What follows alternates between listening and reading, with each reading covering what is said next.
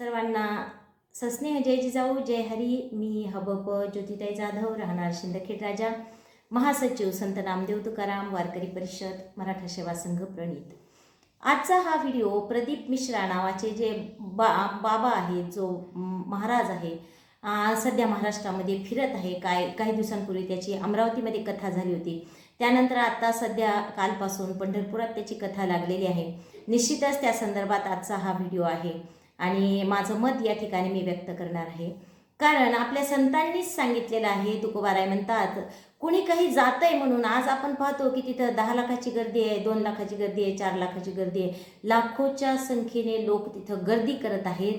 याचा अर्थ तिथं आपण गेलंच पाहिजे असं नाही.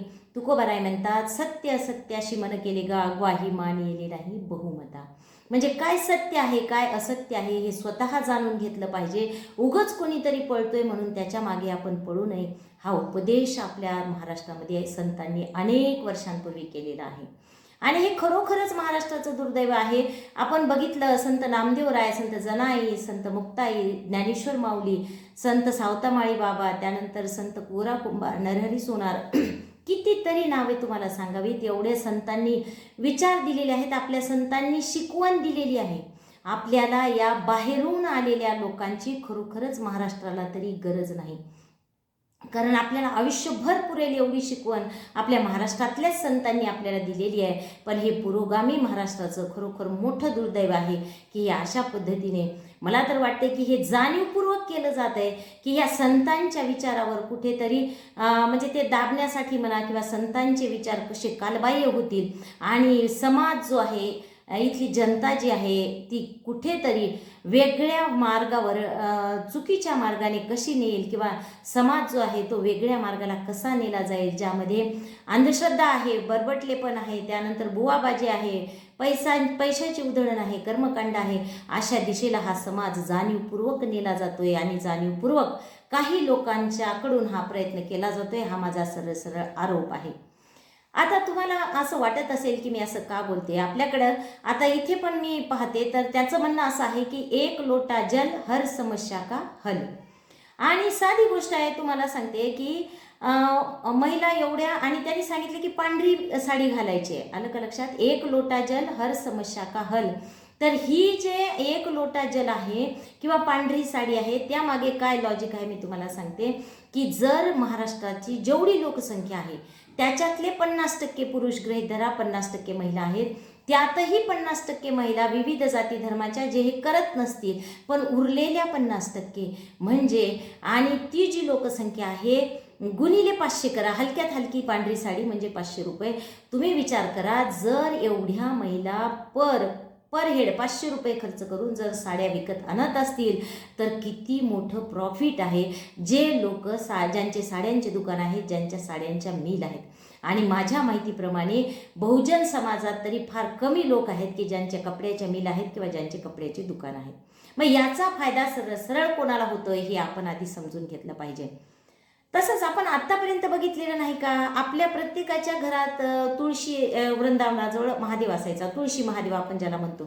आपल्या आईनी पाणी घातलेलं आपण पाहिलेलं आहे, आपल्या आजीनी पाणी घातलेलं पाहिलेलं आहे, पणजीनी घातलेलं पाहिलेलं आहे. म्हणजे महादेवाला अक्षरशः सांगते, काही ठिकाणी अशी सवय आहे महिलांना की तुळशी महादेवाला पाणी घातल्याशिवाय महिला जेवण करत नाहीत किंवा पाणी सुद्धा पित नाहीत. काही घरांमध्ये आंघोळ आणि तुळशी महादेवाला पाणी घालणं हे आपल्या पिढ्याने पिढ्या करतो ना आपण.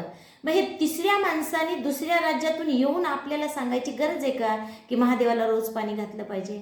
आपल्या महिला ह्या अनेक पिढ्यांपासून करत आलेल्या आहेत.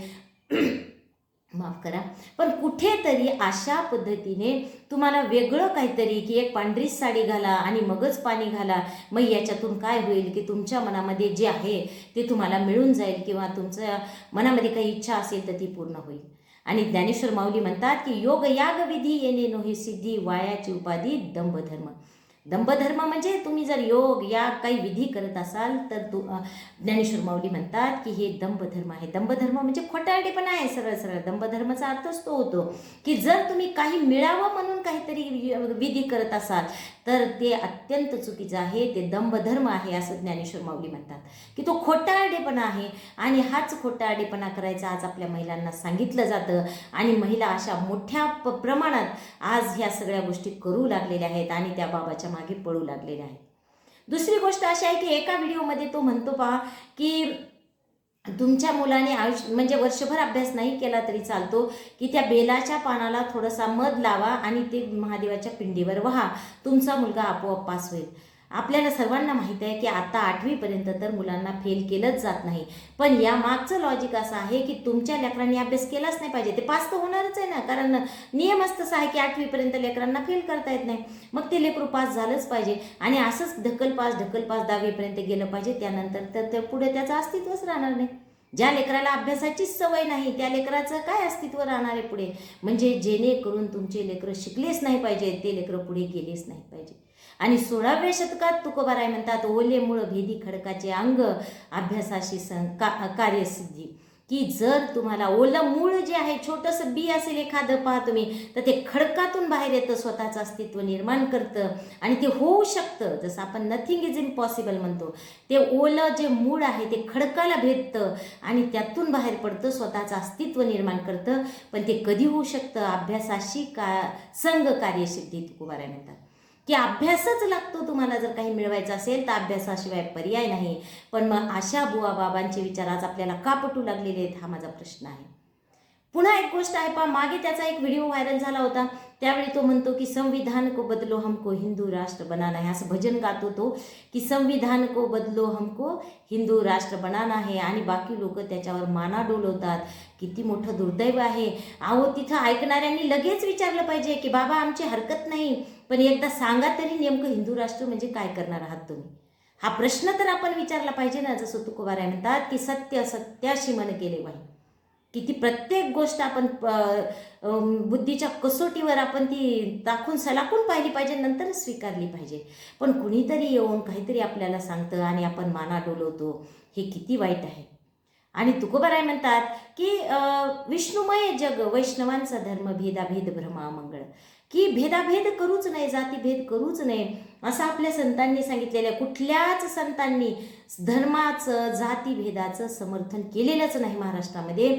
आणि याचं सगळ्यात चांगलं उदाहरण म्हणजे पंढरपूरची वारी आहे, ज्या ठिकाणी आजही आपण पाहतो की अनेक जाती धर्माचे लोक पंढरपूरच्या वारीमध्ये एकत्र येतात आणि त्या वारीमध्ये सहभागी झालेले आपल्याला दिसतात.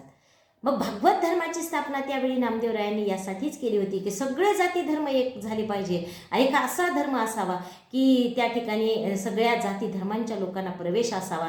आणि यारे यारे लहान थोर आपल्या संतांनी म्हणलेलं आहे की सगळे या, सकलांशी येथे आहे अधिकार, सगळ्यांनी या आणि सगळ्यांना अधिकार मिळवून दिला. मग त्या भागवत धर्माची जी आज आपण वाट चालतोय, त्या वाटेवरून हा माणूस आपल्याला कुठं जायचं सांगतोय, कुठला हिंदू धर्म सांगतोय, कुठलं हिंदू राष्ट्र सांगतोय, ह्याचा आपण विचार केला पाहिजे.